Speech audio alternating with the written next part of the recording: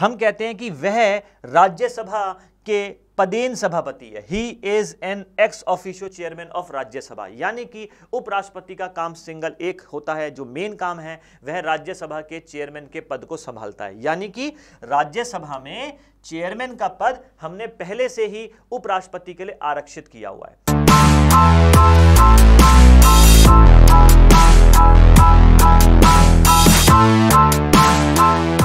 जय हिंद, आप सबका बहुत बहुत स्वागत है दून इंडियन डिफेंस एकेडमी में।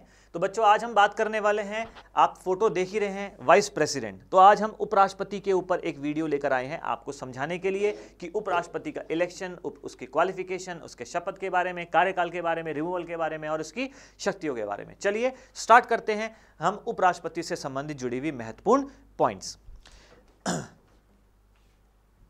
बच्चों, सबसे पहले सर्वप्रथम राष्ट्रपति की क्वालिफिकेशन।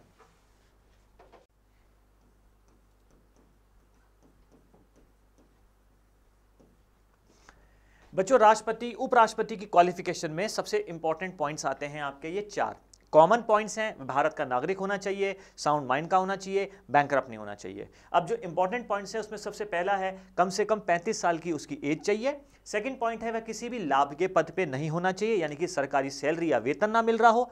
थर्ड पॉइंट है वह एलिजिबल होना चाहिए, योग्य होना चाहिए राज्यसभा का मेंबर बनने के लिए, ठीक है। और वहीं पर चौथी कंडीशन है कि अगर आप उपराष्ट्रपति के उम्मीदवार हैं और आप नामांकन करने के लिए जा रहे हैं तो बेटा 20 कम से कम आपको ऐसे प्रपोजर, नाम प्रस्तावित करने वाले चाहिए जो कोई एमपी या एमएलए में से चलेगा, और 20 आपको ऐसे एमपी या एमएलए चाहिए जो आपको इलेक्शन में समर्थन देंगे, जिनको सेकेंडस कहा जाएगा। तो ये चार क्वालिफिकेशन है उपराष्ट्रपति के लिए, ठीक है। चलिए बच्चों, अब हम बात करते हैं इलेक्शन की। तो उपराष्ट्रपति का इलेक्शन कैसे होता है?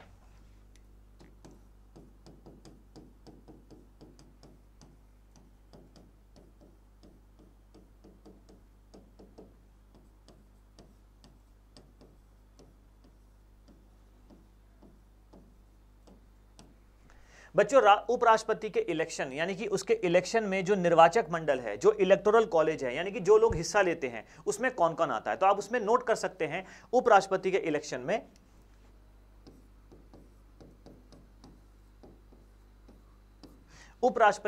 में बेटा लोकसभा, राज्यसभा के सभी सदस्य, all the members of Lok Sabha and Rajya Sabha takes part in the election of vice president. और ध्यान रहे, अगर हम इसको राष्ट्रपति से कंपेयर करें तो राष्ट्रपति की तरह इसमें कोई भी व्यक्ति विधानसभा का नहीं आता, और इसमें नॉमिनेटेड मेंबर भी आते हैं। तो मैं यहां पर मेंशन कर रहा हूं, all members of Lok Sabha and Rajya Sabha only. Only का मतलब हुआ इसमें लोकसभा राज्यसभा के अलावा और कोई हाउस, सदन, विधानसभा या विधान परिषद में से नहीं आएगा, ठीक है।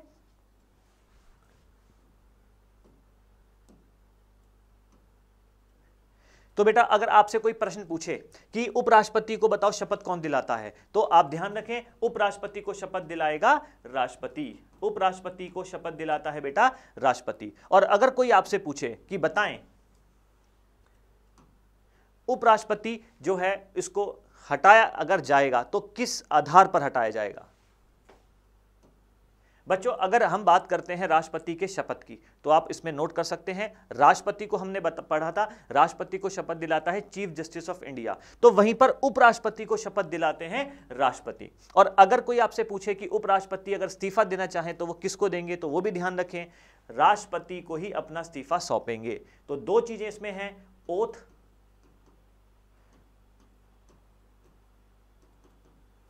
And resign. उपराष्ट्रपति को शपथ भी राष्ट्रपति दिलाता है और उपराष्ट्रपति अपना इस्तीफा भी राष्ट्रपति को ही सौंपते हैं, ओके।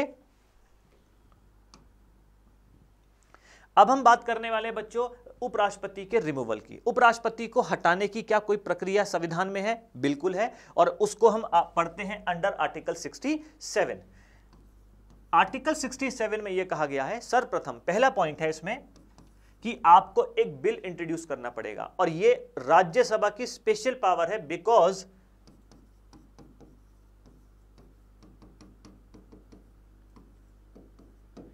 ऐसा बिल, उपराष्ट्रपति को हटाने का बिल केवल राज्यसभा में ही इंट्रोड्यूस हो सकता है अंडर आर्टिकल 67। और जब बिल इंट्रोड्यूस हो गया है तो इंट्रोड्यूस होने के बाद बेटा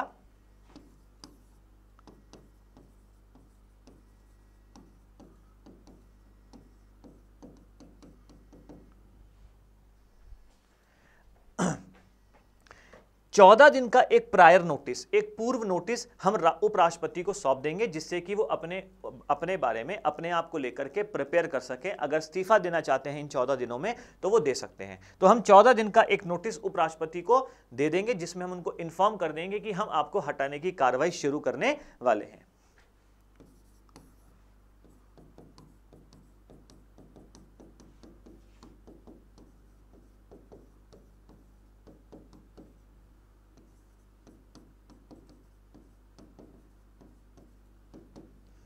ध्यान दें बच्चों, इसमें सबसे इंपॉर्टेंट पॉइंट है, जब हमने उपराष्ट्रपति को हटाने के लिए बिल इंट्रोड्यूस किया राज्यसभा में, 14 दिन का नोटिस भी हमने उपराष्ट्रपति को दे दिया। 14 दिन के बाद हम उपराष्ट्रपति को हटाने की कार्रवाई हम संसद में जब करेंगे राज्यसभा में, तो राज्यसभा में इस बिल को पास कराने के लिए चाहिए बेटा इफेक्टिव मेजॉरिटी। इफेक्टिव मेजॉरिटी का मतलब होता है all the then members majority. अब कई बच्चों का प्रश्न होगा कि सर ये इफेक्टिव मेजॉरिटी या all the then members majority क्या है? तो बेटा मेरी अगली वीडियो आप डेफिनेटली उसको देखिएगा। मैंने उसमें टाइप्स ऑफ मेजॉरिटी को बहुत आसान भाषा में डिस्क्राइब करके समझाया है मैंने। आप अगर उसको देखेंगे तो आपको हमेशा के लिए वो कंसेप्ट समझ में आ जाएगा। ठीक है, इफेक्टिव मेजॉरिटी से जब ये राज्यसभा से पास हो जाएगा तो इस पर्टिकुलर बिल को हम लोकसभा में भेजेंगे और वहां भी वह इफेक्टिव मेजॉरिटी से पास होगा, तब हम उपराष्ट्रपति को हटा सकते हैं। कई बच्चे कंफ्यूज होते हैं कि सर आपने बोला कि राज्यसभा में ही इंट्रोड्यूस होता है। बिल्कुल बेटा, इंट्रोड्यूस होने का मतलब ये नहीं है कि वह लोकसभा नहीं जाएगा। शुरुआत इसकी राज्यसभा करेगा और फिर पास होने के बाद लोकसभा भी जाएगा। ओके,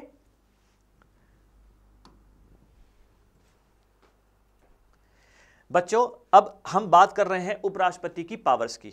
तो पहली चीज आपको जान करके सरप्राइज होगा कि उपराष्ट्रपति का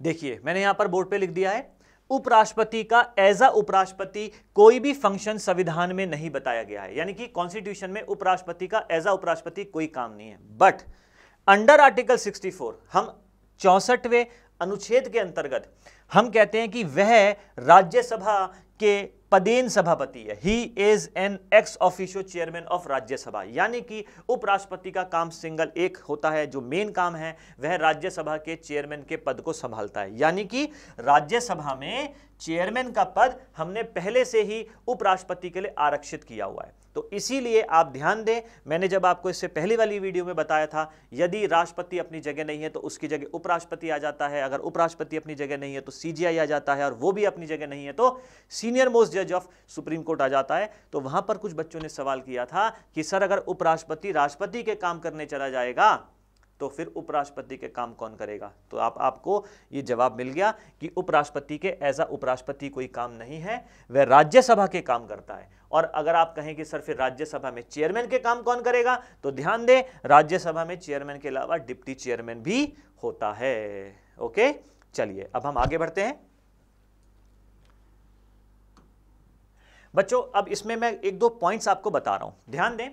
अगर कोई आपसे पूछे कि राष्ट्रपति की जगह जो भी व्यक्ति एक्टिंग प्रेसिडेंट की तरह आता है तो क्या वह अपने काम साइमल्टेनियसली कर सकता है? तो ध्यान दें, अगर उपराष्ट्रपति राष्ट्रपति के काम करने आ रहा है तो वो अपने पर्टिकुलर काम को सीज कर देगा, बंद कर देगा। और जो भी व्यक्ति, चाहे वो वाइस प्रेसिडेंट हो, चाहे सीजीआई हो, चाहे सीनियर मोस्ट जज सुप्रीम कोर्ट हो, जो भी व्यक्ति राष्ट्रपति के कार्यभार को संभालने के लिए एज अ कार्यवाहक राष्ट्रपति, एज एन एक्टिंग प्रेसिडेंट आ रहा है, वह अपने रिस्पेक्टिव वर्क्स को बंद कर देगा। दूसरा, उसको सैलरी भी राष्ट्रपति वाली मिलेगी उतने दिन जितने दिन उसने राष्ट्रपति का काम किया है। तो आपको ये पॉइंट समझ में आया है?